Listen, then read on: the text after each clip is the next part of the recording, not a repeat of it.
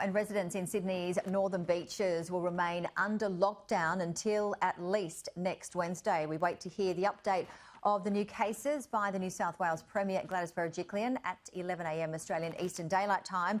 But the latest readings have Avalon at 116 cases with this cluster. Joining me live is Paula Goodman, a resident of Avalon. Great to see you this morning, Paula. Hi, Janie. How are you? Very well indeed. Paula, you live right in the midst of Avalon. Restrictions have just been extended. Is this something that you expected, and how are you feeling about it? Well, I kind of did expect it. This has been such a challenging time, and I think it's better to be safe. I'd rather see them go full bore and keep everything safe, locked down. It's going to be uncomfortable for a while for a lot of people, but, you know, the end result, i.e. what Victoria did, really worked. So I'd rather go down that road. It is challenging, I have to say, being on your Todd for Christmas, but, it's important. So you spent Christmas on your own. What would you normally do at other times? I'm laughing about it. It's not really funny. Yeah.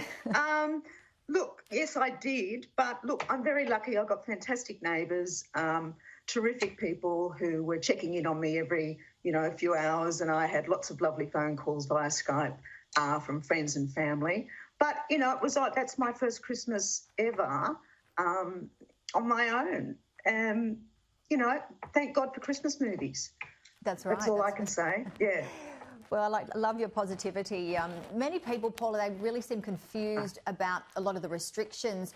What are they saying in terms of the stay-at-home orders, and what can you do in terms of the exercising? Because, we're hearing a lot of people not quite sure of what to do.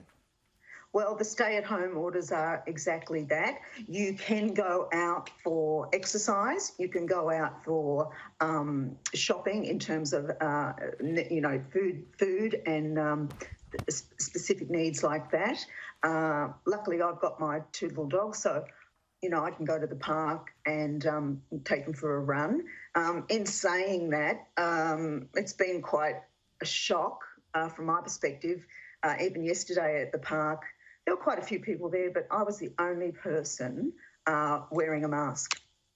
So I found that a bit confronting. But, you can do that. But we now officially, all that Christmas stuff that we got given where you could have 5 family members, etc., that's all gone now. It is locked down. You can only go out for the necessities. So exercise. When you mentioned you were at the park and you were the only one wearing a mask, what else are you seeing when you're out in the streets? Because there's a lot of people that compromise with their health, and it's not only about yourself, but it's obviously about other people. Well, it definitely is, Janie. I do have a lung disease, which makes me very vulnerable. So, of course, I'm used to wearing a mask and having protection. But I was really shocked, given the state of Avalon at the moment, that there was not one single person in that dog park wearing a mask. I was really confronted. In fact, I had one chap walked up to me and said, "Oh, I'm not sure if I'm supposed to be here." And I said, "Why is that?" He said, "Oh, I'm from Beacon Hill." And I said, "No, well, you're not supposed to be here." So, because it was the side of the wrong side of the bridge. So I stepped back very hastily and said, "No, you're not supposed to be here." So there's the confusion. There's still confusion for people as to, should I be or shouldn't I? Am I the wrong side or the right side of the bridge? There's still confusion about that. And I like the idea of putting the spit up completely and blocking the whole thing off. Well, there you go. I mean, look at the split of the northern beaches. What has the reaction been with that? The split, look, I think it was a fantastic idea, and I think our Premier has done her best, and I think it was a great idea. I just think it needs to be marshalled a little bit better because it's not a straight line. It's not a perfect scenario. So there were people who were caught up in a sort of no man's land, and I felt sorry for them. So they had literally had friends and family that were 100 yards away but couldn't come through. So that was a bit of a problem. Also, because we've got the Wakehurst Parkway and we've also got the Forest Way. So people were coming down through there because, again, not a defined cut-off.